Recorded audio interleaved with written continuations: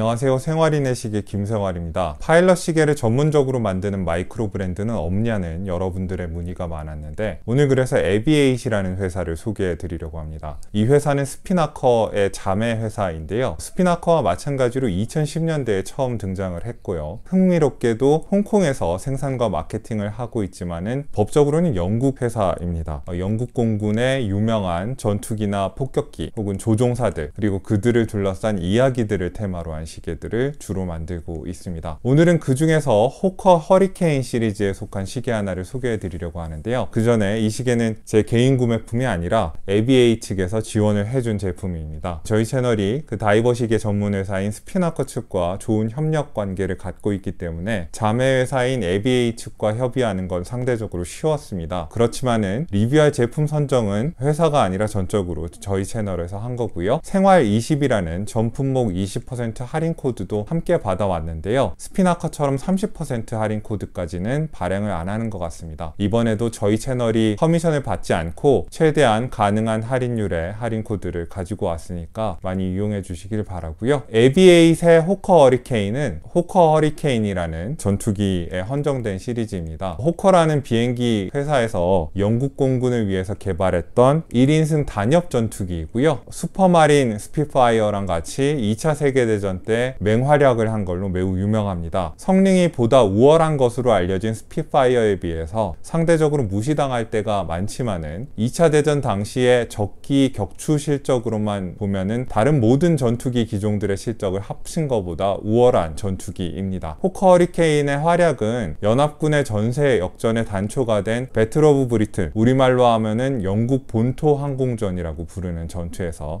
특히 돋보였습니다. 이를 모를 리 없는 에비에잇에서는 호커 허리케인 시리즈에다가 아예 배틀 오브 브리튼을 소재로 한 한정판 시계를 배치를 하게 되는데요. 그렇다면 배틀 오브 브리튼은 어떤 전투였을까요? 1940년 6월에 프랑스를 굴복시킨 독일 총통 아돌프 히틀러는 유럽 대륙을 정리하고 나면 영국이 자연스럽게 항복해 올 것이라고 예상을 했습니다. 하지만 영국은 항복 대신 결사항전을 결정을 했고 이에 히틀러는 대대적인 영국 침공 작전을 계획을 합니다. 일명 바다사자 작전인데요. 당시 독일군은 유럽에서 제일 강력한 육군과 그 못지않은 공군을 가지고 있었지만 해군의 상태는 그리 좋지 않았습니다. 배를 통해서가 아니면 강력한 육군력을 영국에 상륙시킬 수 없는 상황에서 대책 없이 그냥 영국에 쳐들어갔다가는 상륙도 하기 전에 영국의 강력한 해군과 공군에 의해 모두 수장될 판이었는데요. 히틀러는 바다사자 작전을 시작이라도 해볼 수 있으려면 영국의 공군을 미리 제압하고 제공권을 장악할 필요가 있다고 판단을 합니다. 히틀러의 이러한 판단에는 승승장구하던 공군만으로도 충분히 영국 정도는 다 쓸어버릴 수 있다고 장담했던 독일 공군 루프트와페의 지휘자 헤르만 괴링의 허풍도 크게 작용을 했습니다. 아무튼 이렇게 2차 세계대전 당시에 세계에서 가장 강했던 두 공군 간의 대결이 성사가 됩니다. 양 공군의 주력 전투기들과 폭격기들이 총출동을 하게 되는데 독일 공군 루프트와페의 주력 전투기는 메서스미트 BF109, BF110이었고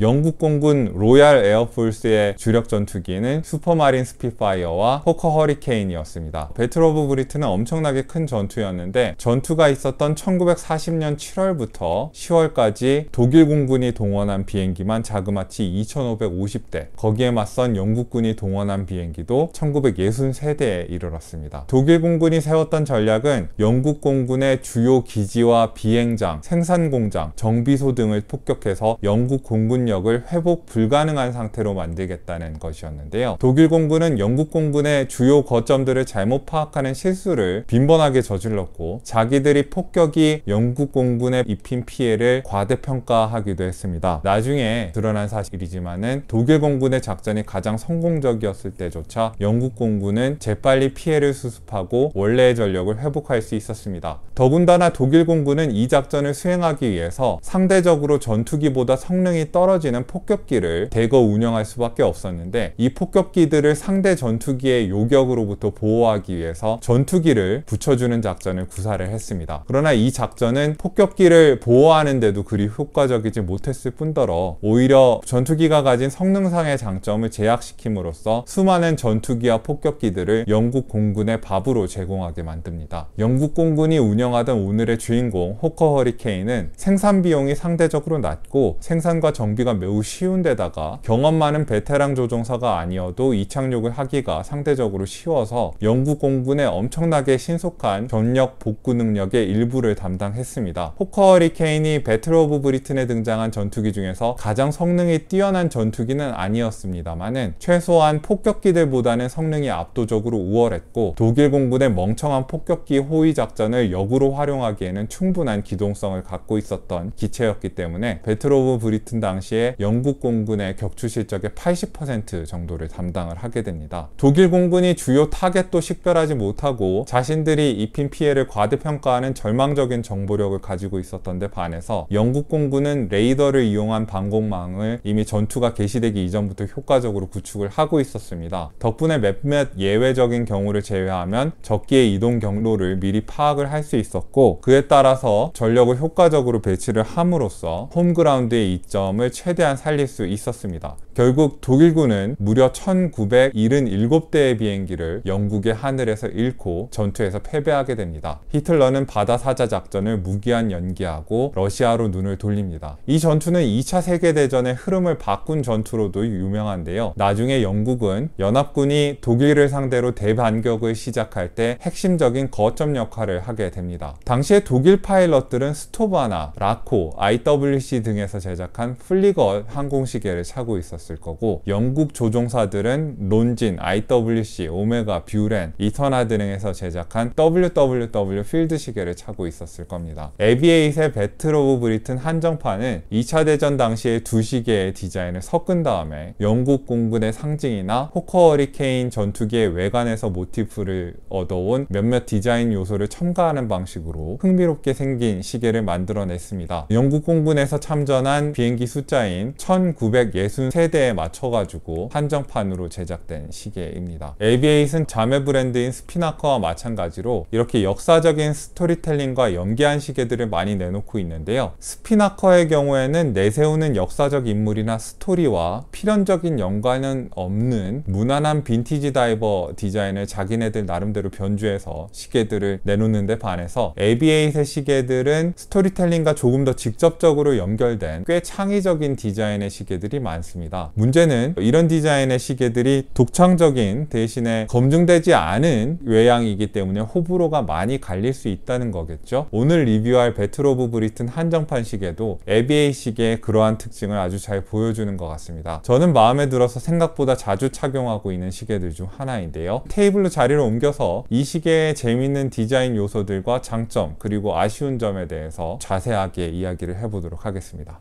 네, 오늘의 주인공인 에비에이트의 호커 허리케인 시리즈 중에서 배틀 오브 브리튼 한정판을 테이블 앞으로 가지고 왔습니다. 제가 리뷰할 시계는 검은색 PVD 코팅이 들어간 시계인데 검은색 말고도 로즈 골드, 은색 같은 다양한 색상 옵션들이 있으니까 그것도 함께 살펴보시고요. 생활 20이라는 할인 쿠폰을 적용했을 때 이 시계의 가격은 355.79불 정도인데 이게 40만원대 초반이고 관부가세가 적용이 되면 40만원 후반까지 이렇게 가격이 올라갈 걸로 보입니다. 관부가세가 있을 수 있다는 거를 구매하실 때 감안하셔서 판단을 하시는 게 좋을 것 같습니다. 언제나 그렇듯이 케이스의 사이즈에서부터 이야기를 해볼게요. 케이스 지름은 43mm고요. 러그 투 러그는 52mm입니다. 사이즈의 수치만 들으면 다소 큰 시계가 아닌가 싶을 수도 있는데 실제로 이렇게 착용을 해보면은 검은색의 PVD 코팅 때문인지 아니면 케이스의 디자인 때문인지 모르겠습니다만은 40mm의 체감상으로 더 가깝게 오는 수치보다는 작은 느낌의 시계입니다. 시계줄을 교체하실 때 보셔야 되는 러그의 너비는 20mm이고요. 미오타의 822로 무브먼트를 채택하고 있는 시계임을 감안했을 때는 두께는 얇게 잘 뽑은 것 같아요. 12mm의 두께를 가지고 있고 무게는 120g으로 적절한 무게감을 가지고 있습니다. 케이스는 316L 스테인리스 스틸 케이스가 적용이 됐는데 이렇게 케이스에서 약간 위로 솟아오른 스텝업된 이 베젤에는 폴리시 처리가 들어가 있어서 정면이든 측면이든 폴리시 처리가 들어가 있어서 약간 반짝이는 느낌을 주고요. 러그의 정면에는 위에서 아래 방향으로 떨어지는 브러쉬가 적용이 되어 있습니다. 케이스의 측면에는 가로 방향의 브러쉬가 적용이 되어 있고 한정판 시계이고 마감에 굉장히 신경을 쓴 시계라는 느낌이 들 정도로 케이스의 마감 감은 굉장히 좋은 편입니다. 돔 형태의 사파이어 크리스탈이 들어가 있고요. 번쩍번쩍거리는 느낌이 있고, 약간 아쉬운 거는 무반사 코팅이 되어 있지 않아서 시계의 반사도나 투명도에 약간 문제가 있습니다. 그렇지만은 뭐 그게 시간을 확인하는 걸 방해할 정도는 아니고요. 그냥 좀 있었으면 더 좋겠다라는 정도의 이야기를 할 수 있을 것 같아요. 이 시계가 재밌는 거는 배틀 오브 브리튼이라는 테마를 디자인에 적절하게 반영하려고 굉장히 노력을 많이 했다는 건데요. 케이스의 이 측면에 그 용두 부분이 있는 측면 오른쪽을 보시면은 RFD라고 이렇게 적혀 있는데, RFD가 뭘 의미하느냐, RF는 부대 식별 코드입니다. RF는 배틀 오브 브리튼 당시에 가장 실적이 좋은 부대였던 303 스쿼드론을 상징하는 부대 식별 코드고요. 이게 재밌는 게 영국 공군이 배틀 오브 브리튼 당시에 운용하던 부대들이 영국인들로만 구성되어 있던 게 아니고요. 다른 나라에서 피신을 왔던 파일럿들을 활용해서 외인 부대들도 같이 운용을 했습니다. 303은 폴란드인으로 구성된 비행 부대였고요. 아군 손실 대비 적군 손실이라는 이런 효율성으로 따졌을 때 지표상으로 가장 뛰어난 성적을 거뒀던 부대입니다. D는 개인 식별 코드인데, 이 303 스쿼드론 중에서도 가장 실적이 좋은 에이스 파일럿 얀 줌바크의 개인 식별 코드가 D입니다. 그러니까 RFD는 얀 줌바크라는 에이스가 몰던 전투기에 새겨져 있던 부대 식별 코드와 개인 식별 코드입니다. 이런 게 굉장히 재밌고요. 케이스의 왼쪽에는 배틀 오브 브리튼에 참전한 영국 비행기 숫자가 1963대잖아요. 그래서 1963개 한정판에서 몇 번째 시계다라는 게 폴리시 처리된 판에다가 이렇게 표시가 되어 있습니다. 브러쉬 처리된 케이스에 폴리시 처리된 판에 이렇게 덧대는 처리 같은 게 빈티지 느낌도 살리면서 조금 더 고급스럽다는 느낌이 드는 것 같아요. 근데 이 시계에서 제일 주목할 만한 건 사실 다이얼의 디자인입니다. 케이스는 그냥 일반적인 독일 플리거 시계를 참조한 빈티지 느낌의 시계와 비슷한데 다이얼이 달라요. 밑에 깔려있는 거는 인기 있는 플리거 시계 디자인이긴 합니다. 0, 5, 10, 15, 20, 25 뭐 이런 식으로 가는 분의 전개 같은 게 독일군이 쓰던 플리거의 B타입이랑 비슷한데, 다이얼에 뎁스가 있고 여러 층으로 이렇게 다이얼이 이루어져 있다는 걸 보실 수 있는데, 플리거 디자인의 밑바탕 위에다가 가운데 커다란 영국 공군을 상징하는 로고를 이렇게 꽝 하고 찍어놨죠. 여기에 영국 공군의 로고가 있고, 그 로고와 높이를 맞춰서 그 밖으로 퍼져나가는 듯한 패널 같은 거를 넣어놨는데, 거기에는 4, 8, 12 이렇게 C를 가리키는 숫자가 들어가 있고요. 챕터링도 같은 높이로 이렇게 솟아 올라 있습니다. 그리고 재밌는 게 이 솟아오른 부분에 들어간 디자인은 플리거 시계의 디자인이 아니라 영국 공군이 쓰던 WWW 필드 시계의 디자인이라는 겁니다. 그러니까 독일 공군의 디자인 위에 영국 공군의 디자인을 이렇게 찍어 누르는 듯한 그런 느낌이라고 할 수 있는데, 이런 게 배틀 오브 브리튼이라는 주제의식과 굉장히 잘 맞아 떨어지는 것 같아요. 그리고 또 재밌는 건 시분 초침의 디자인입니다. 시, 분침, 초침 다 검은색으로 제작사가 의도하지 않은 부분들은 일부러 보이지 않게끔 이렇게 스텔스 느낌의 시분 초침인데, 야광도료와 그 끝부분의 빨간 팁 같은 거는 호커 허리케인 전투기의 프로펠러 디자인을 참고해서 만들었다고 해요. 이게 호커 허리케인 시리즈의 일부잖아요. 주제의식이 아주 잘 살아있는 시분 초침의 디자인이라고 할 수 있는데, 초침 같은 경우에는 역시 까만색의 굉장히 얇은 화살표 모양의 초침인데,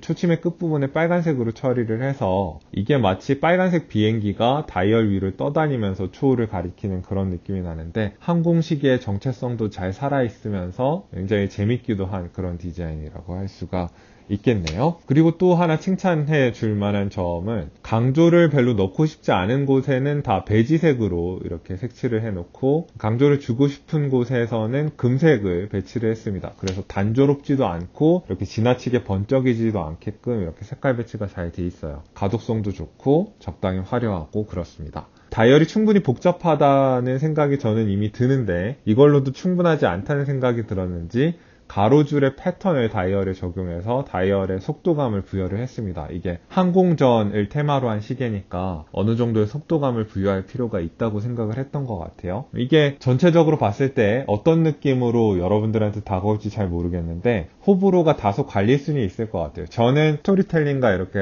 알맞게 부합하는 이 디자인의 다이얼을 높게 평가하는 편인데, 또 어떤 분들은 빈티지 느낌의 파일럿 시계를 만들 거면 옛날 디자인에 그냥 충실할 것이지 이렇게 조잡한 변주를 많이 넣는 게 나는 마음에 안 든다라고 하실 분도 있을 것 같아요. 저는 마음에 듭니다만은 싫어하실 분들도 분명히 있을 거고, 이건 개인의 취향 문제로 저는 존중을 합니다. 그렇지만은 독창적인 디자인이면서 가독성도 해치지 않고 이렇게 깔끔한 시계가 빠졌다는 데서 저는 높이 평가를 하고 싶어요. 12시 방향에는 ABA사의 로고가 양각으로 새겨져 있고, 역시 베이지색이 적용이 되어 있고, 호커 허리케인이라는 시리즈명이 기록이 되어 있고, 6시 방향에는 오토매틱이라는 글자와 날짜창이 배치가 되어 있는데, 날짜창에도 금색 테두리가 이렇게 적용이 되어 있습니다. 이게 품질 관리 이슈가 많이 발생할 수 있는 시계예요. 다이얼의 두께도 있고 굉장히 복잡하고 마감도 복잡하고, 이게 양각으로 튀어나온 숫자에다가 페인트를 입히는 식으로 이렇게 인덱스가 처리가 되어 있잖아요. 이게 물감이 삐져나올 수도 있는데, 보시면은 삐져나온 부분 없이 굉장히 깔끔하게 다 물감이 들어간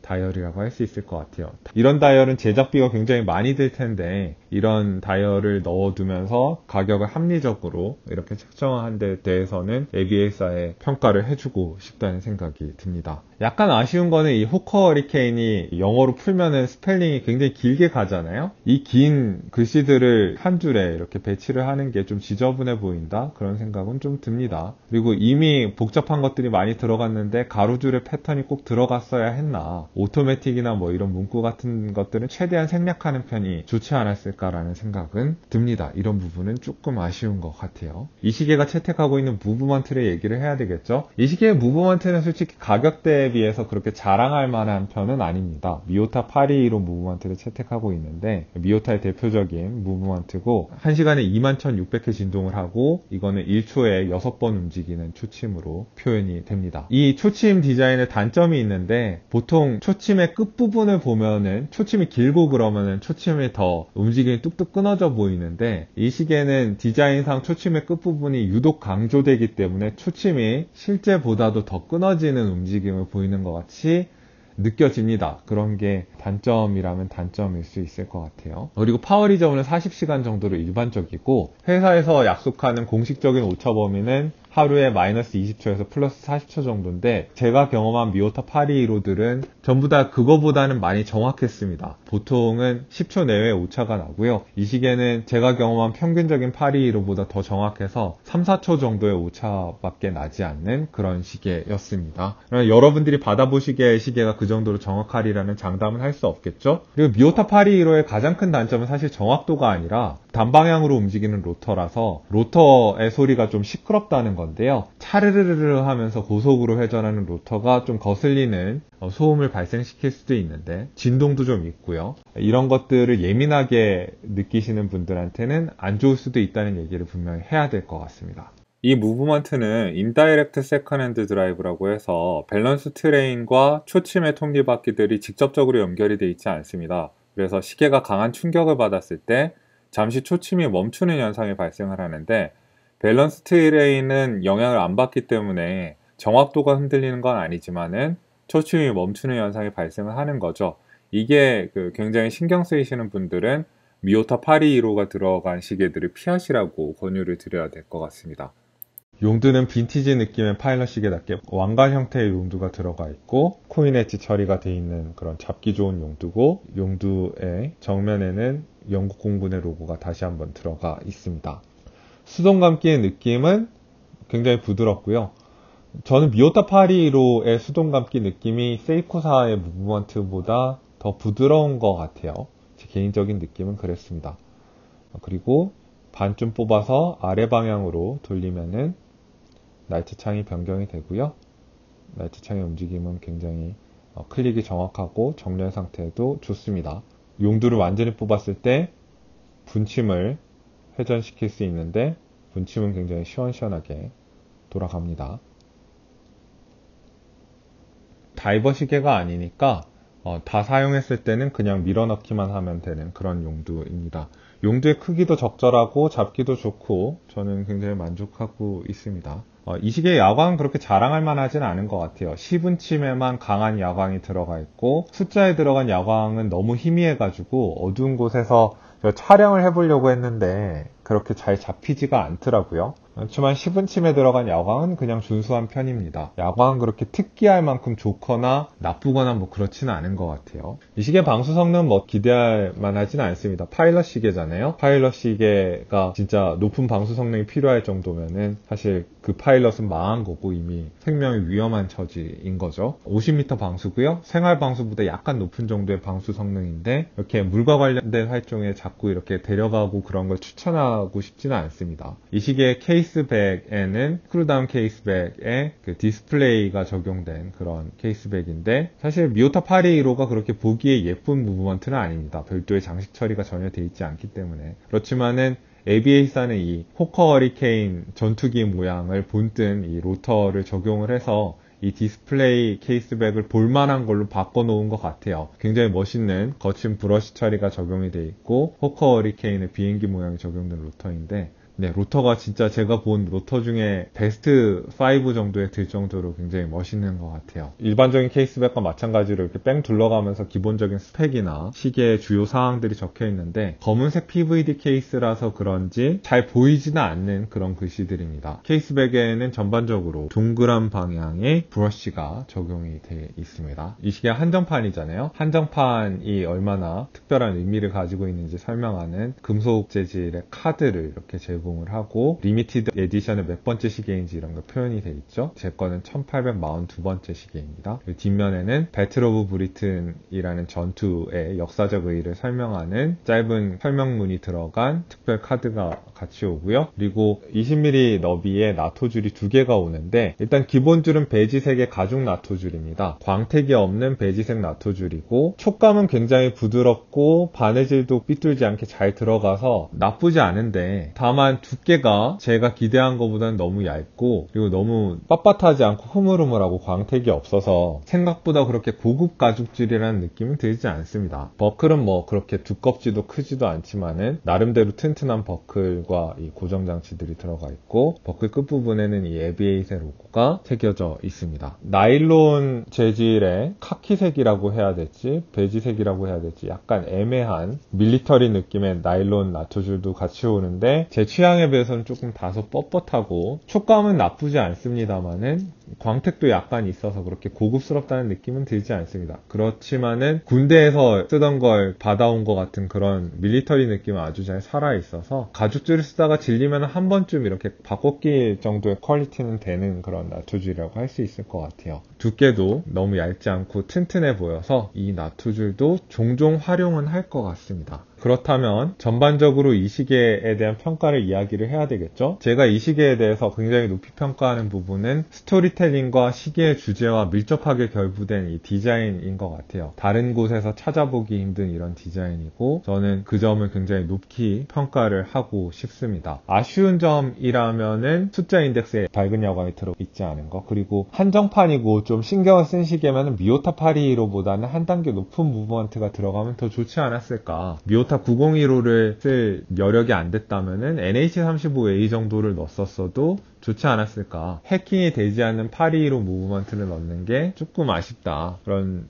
생각이 들고 그럼에도 불구하고 재질상으로 보나 마감상으로 보나 가격에 비해서 나쁘지 않은 시계고 저는 추천할 만한 시계라고 생각을 합니다. 색상 선택에서 좀 신중하실 필요가 있을 것 같다는 생각이 드는데요. 검은색 PVD 케이스의 느낌을 별로 좋아하시지 않는 분들이 많더라고요. 검은색 PVD 케이스는 굉장히 어두운 느낌의 시계를 만들어주기 때문에 새 시계 샀을 때 좀 번쩍번쩍거리는 느낌도 있고 내가 옷을 입었을 때 시계가 좀 돋보였으면 좋겠다고 생각하시는 분들한테 추천할 만한 색상은 아닙니다. 새 시계의 느낌을 원하시고 그렇다면은 로즈골드 색상이나 아니면 일반적인 은색의 스테인리스 스틸 케이스의 버전을 고르실 것을 추천드리고 싶습니다. 7인치 정도 되는 제 손목에 착용했을 때 이 시계의 느낌이 이렇습니다. 정말 빈티지 파일럿 시계의 느낌이 물씬 나죠. 나토줄을 채워놓으니까 진짜 전투기를 몰러 가야 될 것 같다는 느낌이 드는데 제가 말씀드린 대로 43mm 12mm의 케이스이지만은 그렇게 커 보이지가 않습니다. 제 손목에 쏙 들어오는 느낌이고, 이게 검은색 케이스 탓인지 아니면 디자인 탓인지 모르겠지만 분명히 커 보이는 시계는 아니고 12mm의 두께를 가지고 있습니다만은 밑에 나토줄이 지나가기 때문에 살짝 위로 올라온다는 걸 보실 수 있죠. 그렇지만 나토줄 두께가 얇기 때문에 막 엄청나게 위로 올라온다거나 그렇지는 않습니다. 나토줄의 착용감도 굉장히 좋고요. 그러면 언제나 그렇듯이 오늘도 마지막으로 야외 착용샷을 보여드리도록 하겠습니다.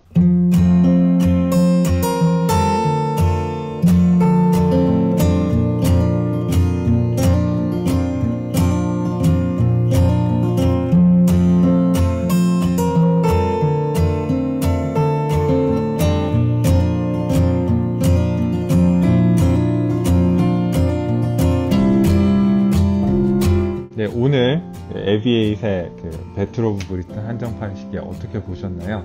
여러분들한테 도움이 되는 정보였길 바라고요. 오늘도 생활인의 시계였습니다.